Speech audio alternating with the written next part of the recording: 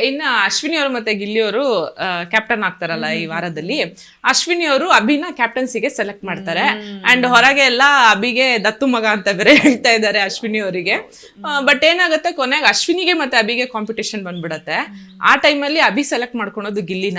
ಅಂದ್ರೆ ಅಶ್ವಿನಿನ ಡಿಸ್ಟರ್ಬ್ ಮಾಡಕ್ ಸಾಧ್ಯ ಇರೋದು ಗಿಲ್ಲಿ ಹತ್ರ ಮಾತ್ರನೇ ಅನ್ನೋದು ಅಭಿ ತಲೆಯಲ್ಲಿ ಇರತ್ತೆ. ಸೊ ಅವ್ರ ಪ್ಲಾನಿಂಗ್ ಬಗ್ಗೆ ಏನ್ ಅನ್ಸತ್ತೆ ನಿಮ್ಗೆ? ಟ್ರೂ, ಇಟ್ ಇಸ್ ಯಾರೇ ಆಗಿದ್ರು, ನಾಟ್ ಓನ್ಲಿ ಅಭಿ ಇದೆ, ಅಲ್ಲಿ ಯಾರೇ ಈಗಿದ್ರು ಅಶ್ವಿನಿ ಅವ್ರದ್ದು ಮೈಂಡ್ ನ ಕೆಣಕೋದು ಗಿಲ್ಲಿಗೆ ಮಾತ್ರ ಸಾಧ್ಯ ಅಂತ ಇತ್ತು. ಬಟ್ ಎಲ್ಲೋ ನನಗೂ ಒಂಚೂರು ಡಿಸಪಾಯಿಂಟ್, ಯಾಕಂದ್ರೆ ಅವ್ರಿಗೋಸ್ಕರ ನಾವು ಆಡಿರ್ತೀವಿ, ಆ ವಾರ ಎಫರ್ಟ್ ಕೊಟ್ಟು ಆಡಿರ್ತೀವಿ. ತುಂಬಾ ಈಸಿ ವಿನ್ನಿಂಗ್ ಇತ್ತು. ಆಮೇಲೆ ನನಗೆ ಆಸೆ ಇತ್ತು ಹುಡುಗಿ ಆಗಬೇಕು ಯಾರಾದರೂ, ಯಾಕಂದರೆ ನನಗೂ ಕ್ಯಾಪ್ಟನ್ಸಿ ಬಂದಾಗ ಅರ್ಥ ಮಾಡ್ಕೊಳ್ದೆ ಬಿಟ್ಬಿಟ್ಟಿದ್ದೆ.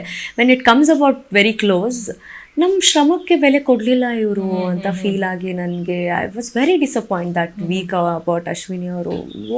ಏನು ಯಾವ ಭ್ರಮೇಲಿ ಜೀವನ ಮಾಡ್ತಾ ಇದ್ದೀರಾ ನೀವು, ಯಾವ ಭ್ರಮೆ ಲೋಕದಲ್ಲಿ ಇದ್ದೀರಾ ನೀವು ಅನ್ನೋ ಫೀಲಿಗೆ ಬಂದ್ಬಿಟ್ಟು I lost all the respect what I had about her. ಏನಿಟ್ಟಿದ್ದೆ, this is not a thing, ಹಿಂಗೆಲ್ಲ ಒಬ್ರು ಆಟನ ಡಿಸ್ರೆಸ್ಪೆಕ್ಟ್ ಮಾಡಬೇಡಿ ನೀವು ಅಂತ ಅಂದ್ಬಿಟ್ಟು.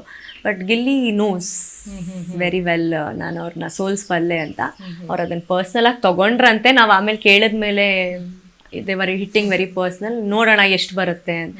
ನೀವು ಆ ಬರ್ದಲ್ಲಿ ಟಾಸ್ಕ್ಗೆ ಅವಮಾನ ಮಾಡಿದ್ರಿ, ಟೀಮ್ಗೆ ಅವಮಾನ ಮಾಡಿದ್ರಿ, ನೀವು ಕ್ಯಾಪ್ಟನ್ಸಿ ಆಗಿದ್ದಿದ್ರೆ ಅದು ಗತ್ ಬೇರೆ ಇತ್ತು. ನಿಮ್ಮ ಹಳ್ಳ ನೀವೇ ತೋಡ್ಕೊಂಡು I am strong, this is me ಅಂತ ಅಂದರೆ ವಾಟ್ ಇಟ್ ಇಸ್ ಫುಲಿಶ್ನೆಸ್ ಅನ್ನಿಸ್ತು ಅಷ್ಟೇ.